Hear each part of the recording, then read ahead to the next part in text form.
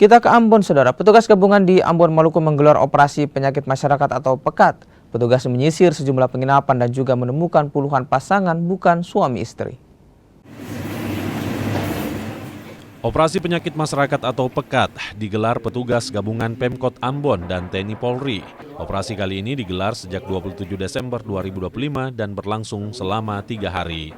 Petugas gabungan menyisir sejumlah penginapan. Hasilnya petugas menemukan 34 pasangan bukan suami istri. Mereka yang terjaring langsung jalani pemeriksaan kesehatan untuk memastikan tak terjangkit penyakit menular.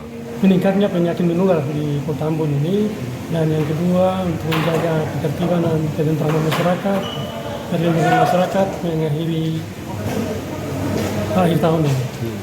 Yang kita temukan setelah operasi yang pertama itu kurang lebih ada 41 orang dari 20 pasangan. Lalu dan hari ini kita temukan 14 pasangan yang terjaring dalam operasi ini. Di hari ini setelah dilakukan pemeriksaan oleh tim kesehatan, itu tidak ada yang kedapatan mengidap penyakit menular atau HIV/AIDS. Tidak ada, yang cuma temukan itu penyakit sifilis. Operasi PEKAT ini diharapkan mampu menekan angka penyakit menular sekaligus menciptakan suasana kondusif di Kota Ambon menjelang pergantian tahun. Yahya Lating, Kompas TV Ambon, Maluku.